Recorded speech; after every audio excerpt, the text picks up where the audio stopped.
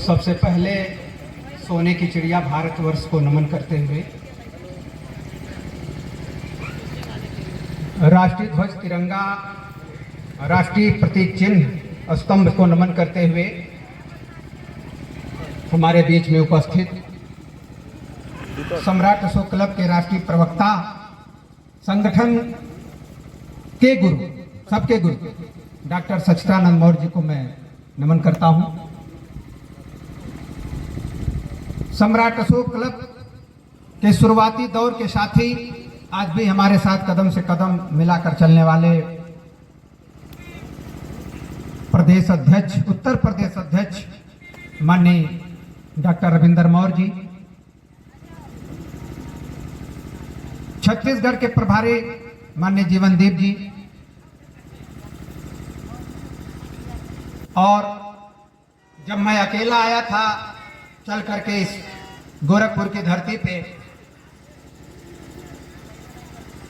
तो इस कार्यक्रम को तेज गति देने वाले हम लोगों के बीच में बुद्ध सुत विद धम्म आचार्य शाक्य बजरंगी जी, कि शायद अगर आप नहीं होते तो इतना तेज कारवां नहीं फैल पाता चारों तरफ।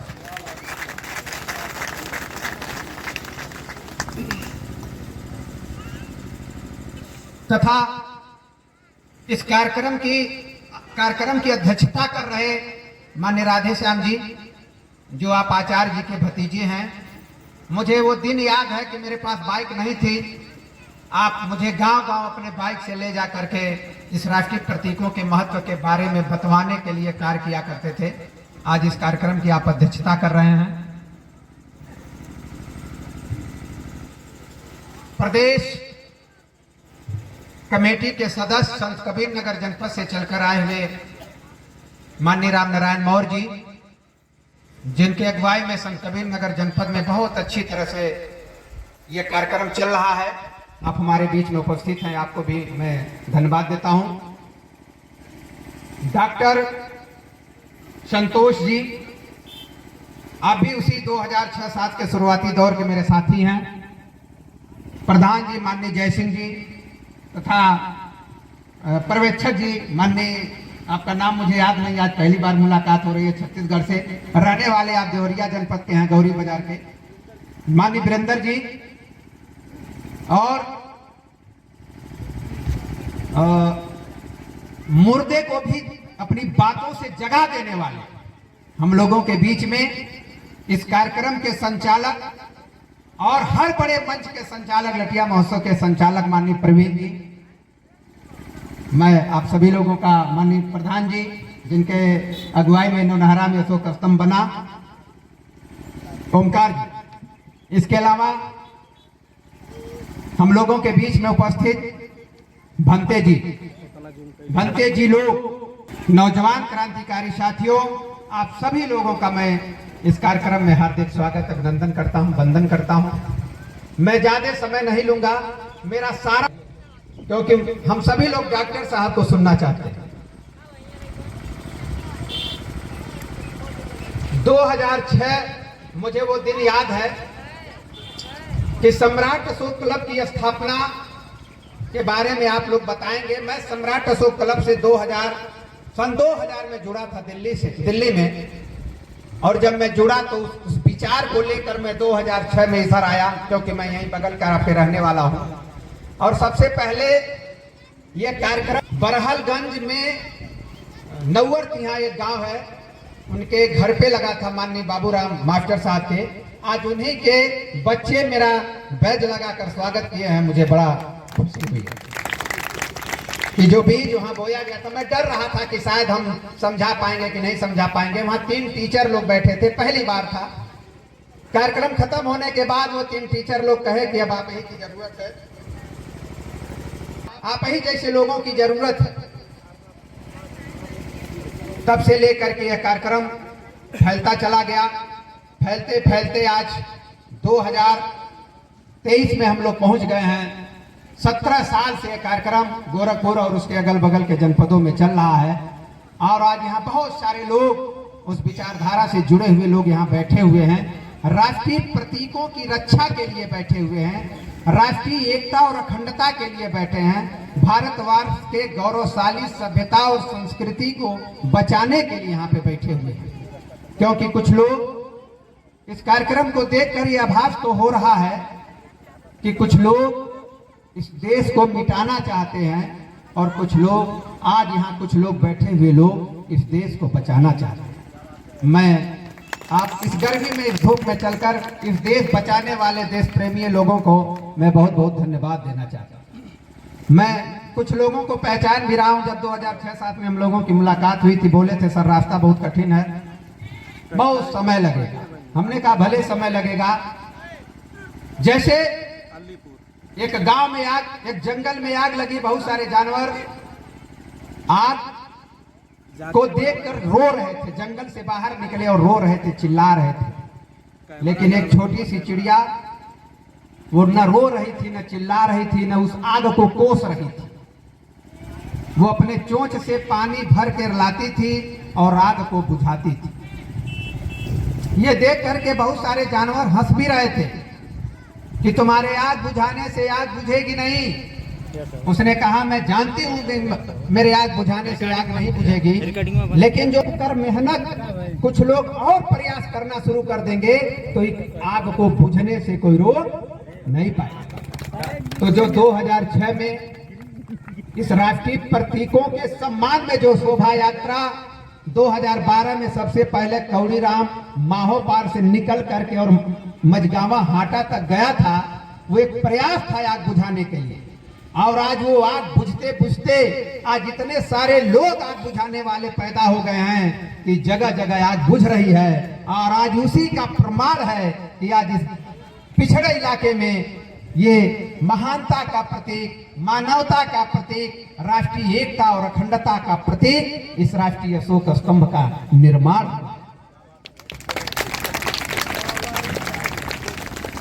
32 किलोमीटर पदयात्रा थी और बहुत सारे लोग बोले कि सर अगर गाजीपुर लटिया तक भी चलना पड़ेगा तो हम लोग पीछे नहीं हटेंगे और पैदल ही चलेंगे। पहली बार 32 किलोमीटर की पदयात्रा की। वो कार्यक्रम देखकर आए शंकरपुर बेलघाट के रहने वाले एक और छोटा जानवर, चिड़िया आग बुझाने जब निकली तो एक और चिड़िया जुड़ गई। कहीं जब आप प्रयास कर रहे हैं तो मैं भी बुझाऊंगा। श्याम सुंदर मौर्य जी शंकरपुर लखुआ पाकर के रहने वाले हैं। उस चौराहे पर आप जाएंगे तो जरूर एक अशोक स्तंभ राष्ट्रीयता का प्रतीक, महानता का प्रतीक बना हुआ मिलेगा। आज उनके भाई साहब हमारे बीच में आए हैं। उन्होंने कहा जब आप इतनी बड़ी पदयात्रा करके आग बुझा सकते हैं, प्रयास कर सकते हैं बुझाने का, तो मैं भी करूंगा। उन्होंने भी, उनके बहनोई माहोपार में उन्होंने भी किया है। तेनुआ में भी, कौड़ीराम के बगल में तेनुआ है, वहां पर भी आग बुझाने का प्रयास हुआ है। चौरी चौरा क्षेत्र में अमडीहा, राजी, राजधानी, रकबा, वहां भी प्रयास हुआ है। और अभी थोड़ी दिन पहले यही गगहा ब्लॉक में एक आशा पार गांव है, वहां के बहुत सारे हमारे साथी आए हुए हैं। वहां भी आग बुझाने के लिए प्रयास हो रहा है और राष्ट्रीय एकता और अखंडता का प्रतीक अशोक स्तंभ का भूमि पूजन हो गया है, निर्माण हो रहा है। जब सम्राट अशोक, और ये काम इतना आसान नहीं है, बहुत कठिन काम है। अगर कोई व्यक्ति कह दे आपको मैं 1 करोड़ रुपया दे दूं, आप बनवा दीजिएगा, तो कतई मत लीजिएगा। लोगों से मांग के बनवाना है। लोग कैसे जुड़ेंगे? लोगों से दान मांग के बनवाना है। आज कोई भी मंदिर मस्जिद बनता है, एक धर्म का प्रतीक बनता है, तो लोग मांग के, दान मांग के बनवाते हैं, तो लोग जुड़ते हैं। उसी तरह से राष्ट्रीय एकता अखंडता का प्रतीक बनेगा तो हमारे इस भारत के सभी लोग, हर भारतीय आपको दान मांग करके दान देंगे, तब इसका निर्माण होगा, तब सभी लोग इससे जुड़ेंगे। बहुत कठिन काम है। अभी हमारे डॉक्टर साहब बैठे, कहानी हमको सुनाया करते थे कि भाई एक बाजार थी, आग बुझाने के लिए हम लोग कहे भाई टोटी ओटी खरीदना है, थोड़ा मग जग खरीदना है, आल्टी बाल्टी खरीदना है, तो नियम बना कि मार्केट में रोज थरिया लेकर घूमना पड़ेगा, दुकान दुकान 1 रुपया मांगने के। तो तय हुआ, लोग घूमना शुरू किए। उसमें एक व्यक्ति थे, जब उनका नंबर आया, वो जब दुकान दुकान मांगने लगे तो उनके समधि की दुकान उसी मार्केटिया में थी, बड़ी मार्केट थी। तो कोई उनको नहीं रोका। लेकिन जब वो अपनी समधी जी के दुकान के पास गए तो समधी जी बोले, का हो समधी, अब यह कुल रह गई, अब यह दिन देखे बा, तू अब दुकानी दुकानी पैसा मंगवा तो ऐसे बहुत सारे अवरोध पैदा होंगे, लेकिन उससे घबराना नहीं है और पीछे नहीं हटना है।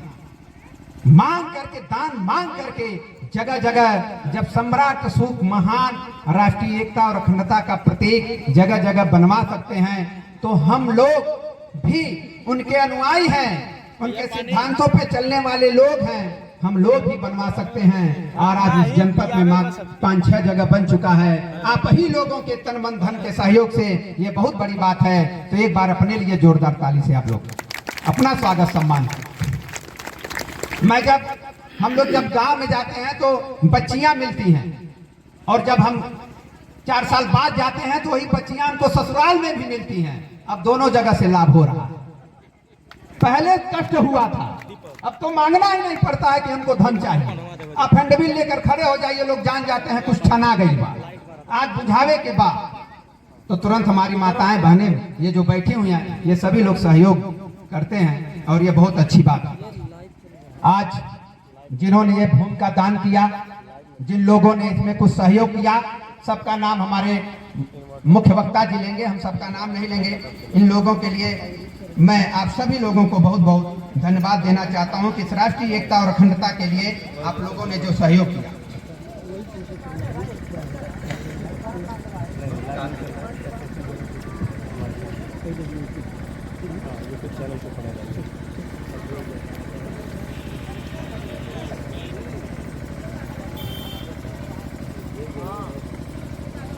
चलिए, मैं किसी चीज को कैसे विकृत किया जाता है सिर्फ मैं वो बताऊंगा, मैं ज्यादा समय नहीं लूंगा। राष्ट्रीय प्रतीकों को विकृत